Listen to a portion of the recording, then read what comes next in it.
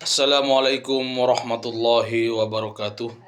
Bismillahirrahmanirrahim. Masyaallah la yasukul khaira illallah.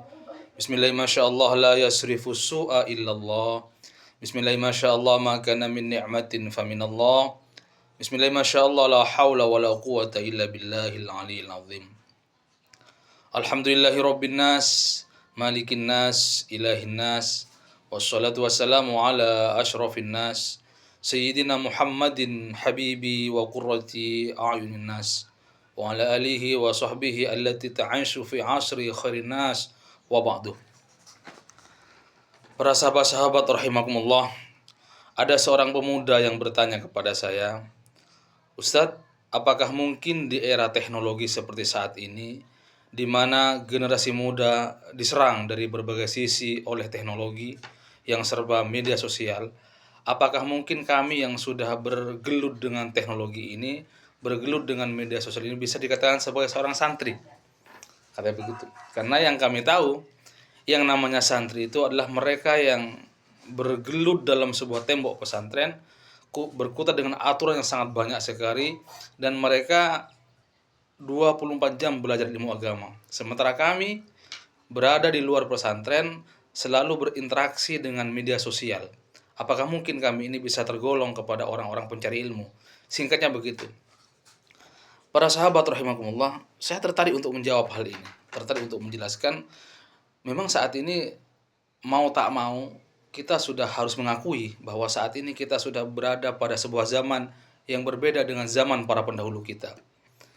Nabi sendiri pernah mengatakan, "Addibu auladakum fa innahum yahyauna bi ghairi zamanikum."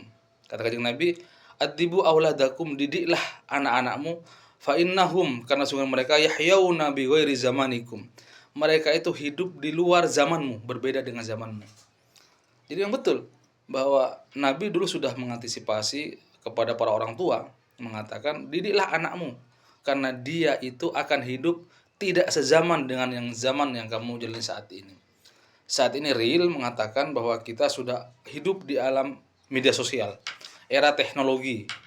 Hal ini juga menuntut kepada pemuda yang masih ingin untuk menjadi santri untuk mempertanyakan apa iya mereka itu masih layak dikatakan sebagai seorang pencari ilmu di tengah gempuran teknologi zaman TikTok, zaman YouTube, zaman IG, zaman Facebook, dan zaman yang lain-lain ini. Baik, para pemirsa rahimakumullah, dalam sebuah hadis riwayat dari Imam Al-Baihaqi, Nabi Muhammad SAW pernah bersabda, "Kun aliman, au muta'alliman, au mustami'an, au muhibban, wala takun khamisan fatahliku." Kata Kanjeng Nabi, "Kun aliman, jadilah kamu orang alim," kata Kanjeng Nabi. "Au muta'alliman," atau menjadi orang yang terpelajar, menjadi pelajar atau santri.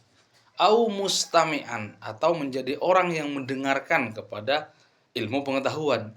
"Au muhibban," atau menjadi orang yang suka kepada ilmu pengetahuan. Di sini sebenarnya Nabi hendak menjelaskan urut-urutan para pencinta ilmu dari tingkatan teratas sampai tingkatan terbawah. Yang pertama, ranking pertama kata Kanjeng Nabi adalah kun aliman, jadilah kamu orang yang alim, jadilah ulama. Pertama, kalau bisa jadi ulama. Ulama itu siapa? Ulama adalah tingkatan tertinggi dari para pencari ilmu. Dia adalah al-ulama warasatul anbiya, pewaris para nabi itu ulama. Mereka dikaruniai, ditugasi untuk menurunkan ilmu-ilmu dari Kanjeng Nabi kepada umatnya melalui para ulama. Cuma konteksnya saat ini, untuk menjadi seorang ulama tidak mudah. Banyak syarat yang harus dilalui, banyak ketentuan, banyak tahapan yang harus dilakukan. Tidak bisa membalikkan telapak tangan, apalagi cukup dengan hanya menjadi ustadz YouTube. Nggak cukup, karena ulama itu harus berangkat dari dasar. Dia belajar dari ilmu dasar terus dan seterusnya sampai menguasai beberapa tafsir, menghafal sekian ribu hadis, tahu ilmu usul fikih, tahu ilmu maqasid syariat dan sebagainya. Artinya untuk konteks saat ini menjadi seorang ulama itu adalah 1001 baru bisa. Itu pun harus benar-benar berusaha dan berproses dari kecil sehingga dia bisa menjadi seorang ulama. Oke. Kalau misalnya tidak mampu menjadi seorang ulama, maka target kedua, au muta'alliman, atau menjadi orang yang berilmu. Orang yang berilmu ini ada dua, ada yang formal, ada yang non formal. Formal berarti dia di pendidikan, non formal berarti dia di luar pendidikan. Ada yang negeri, ada yang swasta, ada yang pesantren, ada yang non pesantren.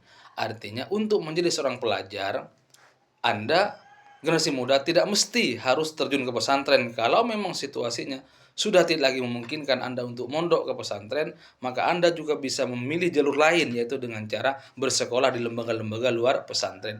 Intinya, yang penting Anda bagaimana bisa menyandang status sebagai seorang pelajar, baik itu di lembaga formal atau non formal, baik itu di pesantren atau di luar pesantren. Itu masih masuk dalam kategori muta'alliman, orang yang belajar ilmu pengetahuan.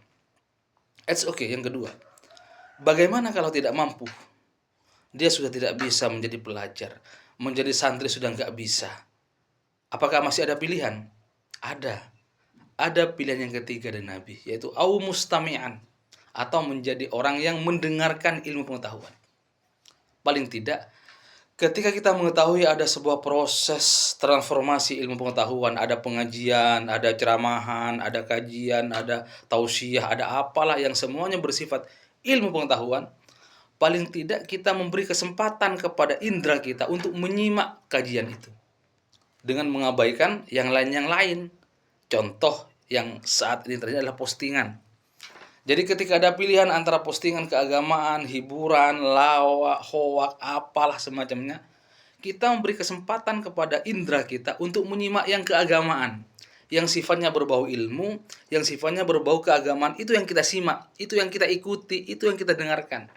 Itu masih masuk kategori orang mencari ilmu. Itu kategori yang ketiga, au mustami'an, atau mendengarkan kepada ilmu pengetahuan. Paham ya? Sudah 3 tingkatan. It's okay. Menjadi orang alim tidak bisa, menjadi pelajar santri nggak bisa, menjadi orang yang mendengarkan ilmu juga nggak bisa. Apakah masih ada pilihan? Ada. Au muhibban, atau menjadi orang yang cinta kepada ilmu pengetahuan. Di mana ada ilmu pengetahuan digelar, di mana ada ilmu disampaikan, di mana ada dakwah, di mana ada pidato, di mana ada postingan-postingan yang berbau Islam, bermau keislaman dan keagamaan, paling tidak dia bisa nge-like, bisa suka terhadap postingan itu. Ada pengajian, oh iya saya suka sama itu. Ada ceramahan, oh iya saya suka sama itu. Konteks dalam bermedsos, ketika antum melihat postingan keagamaan, antum melihat berselewaran postingan-postingan, kemudian Anda justru lebih memilih untuk memberikan like and share kepada postingan yang keagamaan, itu termasuk juga dalam mencari ilmu, tapi sudah kategori tingkatan yang paling bawah. Ya, keempat, muhibban, orang yang memberikan likes, memberikan suka kepada postingan-postingan atau ceramah-ceramah yang muncul di media sosial. Ini dalam konteks media sosial ya. Jadi Nabi itu cerdas sekali. Sudah bisa menebak bahwa suatu saat nanti di zaman 2025 ke bawah ini sudah ada istilah like and share. Sehingga ketika itulah pilihan terakhir bagi generasi muda. Ketika dia sudah tidak bisa menjadi orang alim, sudah nggak bisa menjadi pelajar atau santri, nggak bisa mendengarkan secara seksama di pengajian juga nggak bisa. Paling tidak terakhir, au muhibban, dia mampu memberikan like and share kepada postingan keagamaan, dan itu juga bernilai sebagai status orang yang mencari ilmu. Kalau sudah sampai ke sana masih nggak bisa, wala takun khamisan, kata Kanjeng Nabi. Yuk jangan jadi yang keempat. Yang keempat siapa? Sudah tidak alim, sudah tidak belajar, bukan santri, sudah tidak mendengarkan, sudah tidak mengelek, apalagi men-share. Itu berarti kan sudah penyakit itu. Sudah talak 4 kepada ilmu pengetahuan. Tidak menjadi orang alim, tidak menjadi santri, tidak menjadi pelajar, tidak mendengarkan, tidak men-share, tidak mengelek kepada keagamaan. Itu kan sudah talak 4 itu. Wala takun khamisan, kata Kanjeng Nabi, jangan jadi yang nomor 4. Fatahliku, maka kamu akan rusak, akan binasa. Na'udzubillah, summa na'udzubillah. Demikian pandangan saya terkait dengan pertanyaan itu. Semoga kalian, khususnya generasi muda, mampu untuk memilah dan memilih mana yang terbaik untuk Anda sekalian. Semoga bermanfaat. Mohon maaf atas segala khilafan. Assalamualaikum warahmatullahi wabarakatuh.